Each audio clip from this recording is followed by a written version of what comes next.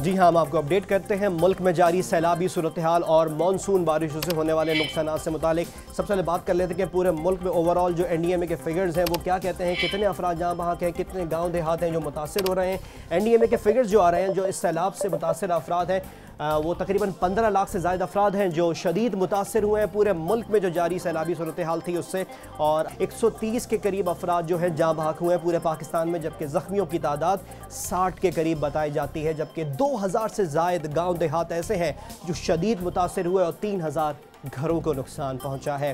कई लाख एकड़ पर खड़ी फसलें भी शदीद मुतासर हुई हैं। ये NDMA के फिगर्स हैं जो ओवरऑल हम पाकिस्तान की बात कर रहे थे। हम बात करते हैं मुख्तलिफ सूबाई सतह पर जो नुकसान हुए हम उससे भी आपको अपडेट करते हैं कि, लेकिन सबसे पहले रुख करेंगे गिलगित बल्तिस्तान की जानिब। NDMA के फिगर्स क्या कहते हैं, कितने लोग जहाँ बहक हुए हैं, कितने घर मुतासर हुए हैं, हम उससे आपको अपडेट करते हैं तफसील से। गिलगित बल्तिस्तान की हम बात कर रहे हैं। 5 अफराद जहाँ बहक हुए हैं गिलगित बल्तिस्तान में सैलाबी सूरत हाल और मानसून बारिशों से, और तकरीबन 1.5 लाख अफराद मजमूई तौर पर मुतासर हुए हैं। 175 गाँव देहात ऐसे हैं जो शदीद मुतासर हुए, जबकि 600 से ज़ायद घरों को नुकसान पहुंचा है। हम आगे बढ़ते हैं और बात करते हैं सूबा खैबर पख्तूनख्वा की, जो अगर देखा जाए अभी तक जो फिगर्स आए हैं सबसे ज़्यादा सूबा खैबर पख्तूनख्वा मुतासर हुआ है, जिसमें 70 से ज़ायद अफराद जाँ बहक हुए हैं। और इस दफ़ा जो सबसे ज़्यादा ख़राब सूरत हाल रही वो चित्राल में रही। सिर्फ चित्राल में जो हलाकतों की तादाद रही वो 34 रही। कितना शदीद यहाँ पे अफेक्ट हुआ है सैलाब का, जबकि कई लाख अफराद मुतासर भी बताए जाते हैं। और पूरे सूबा खैबर पख्तूनख्वा में 1000 से ज़ायद गाँव देहात हैं जो शदीद मुतासर हुए हैं। इसके अलावा कई सौ घरों को नुकसान पहुँचा है। ये सूबा खैबर पख्तूनख्वा की बात कर रहे थे जहाँ हलाकतों की तादाद अगर आप देखें तो सबसे ज़्यादा है। हम बात करेंगे आज़ाद जम्मू कश्मीर की, यहाँ भी काफ़ी नुकसान हुआ है। जो ओवरऑल नुकसान का अंदाज़ा लगाया जा रहा है NDMA की जानिब से, तो जाँ बहक अफराद की तादाद 20 बताई जा रही है, जबकि कई अफराद ज़ख्मी भी हुए हैं। इसके अलावा 9 गाँव ऐसे बताए जा रहे हैं जो सैलाबी सूरत हाल से मुतासर हुए हैं। इसके अलावा तकरीबन 190 घर, जी हाँ 190 घर सैलाबी सूरत हाल से मुतासर हुए हैं। और अब हम बात करते हैं आबादी के लिहाज से सबसे बड़े सूबे पंजाब की, जहाँ हलाकतों की तादाद भी है, ज़ख्मी अफराद भी हैं।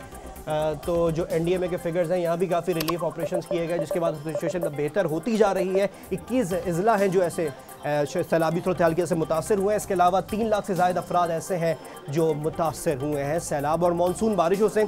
जाँ बहक अफराद की तादाद NDMA के फिगर्स के मुताबिक 22 बताई जाती है, और तकरीबन 500 गाँव देहात ऐसे हैं जो शदीद मुतासर हुए हैं, और तकरीबन 3 लाख एकड़ पर खड़ी फसलें जो हैं वो तबाह हुई हैं। इसके अलावा देखा जाए अभी तक जो हम फैक्ट्स एंड फिगर्स देखे जाएँ तो सबसे ज़्यादा हलाकतों की तादाद जो है वो सूबा खैबर पख्तूनख्वा में हुई है। और अब हम बात करेंगे रकबे के लिहाज से सबसे बड़े सूबे यानी कि सूबा बलोचिस्तान की, यहाँ पर क्या नुकसान हुआ है मैं उससे आपको अपडेट करते हैं। NDMA के फिगर्स क्या कहते हैं, NDMA के फिगर्स कहते हैं कि 10 अफराद सूबा बलोचिस्तान में जाँ बहक हो चुके हैं। इसके अलावा जानी और माली नुकसान का अंदाज़ा लगाया जा रहा है डिज़ास्टर मैनेजमेंट अथॉरिटीज़ की जानिब से, और 600 से ज़ायद घरों को नुकसान पहुँचा है। और अब हम बात करेंगे सिंध में जो नुकसान हुआ है, क्योंकि पूरे मुल्क में सैलाबी सूरत हाल पैदा हो चुकी थी तो काफ़ी इक़दाम किए जा चुके थे सिंध में। सिंध को काफ़ी टाइम मिल गया था, और फिर भी जो NDMA के फिगर्स कहते हैं कि 6 लाख से ज़्यादा अफराद सैलाब से मुतासर हुए हैं। सबसे ज़्यादा जो नुकसान हुआ है वो कच्चे के इलाके में जो आबादियाँ बन गई थी वो लोग मुतासर हुए हैं, जबकि खुशकिस्मती की बात यह है कि किसी किस्म के जानी नुकसान की इत्तला नहीं मिली है। सबसे अच्छी बात यह है कि सिंध में इक़दाम किए जा चुके थे। अभी भी जो फिगर्स आ रहे हैं उसका आपको जैसे जैसे फिगर्स आते रहेंगे NDMA की तरफ से हम आपको अपडेट करते रहेंगे। ये वो सिचुएशन है जो इस वक्त पूरे मुल्क में बनी हुई है। NDMA की तरफ से इक़दाम किए जा रहे हैं, वहाँ से फिगर्स भी प्रोवाइड किए जा रहे हैं, इमदादी कामों का सिलसिला भी जारी है, वज़ीर आज़म के भी मुख्तलिफ इलाकों के दौरे जारी हैं, और इस पूरी सिचुएशन में पाक फ़ौज का इंतहाई अहम किरदार है, जिसकी वजह से पाकिस्तानी अवाम को रिलीफ मिल रहा है। जैसे जैसे मज़ीद अपडेट्स आएंगे हम आपको मज़ीद भी अपडेट करते रहेंगे।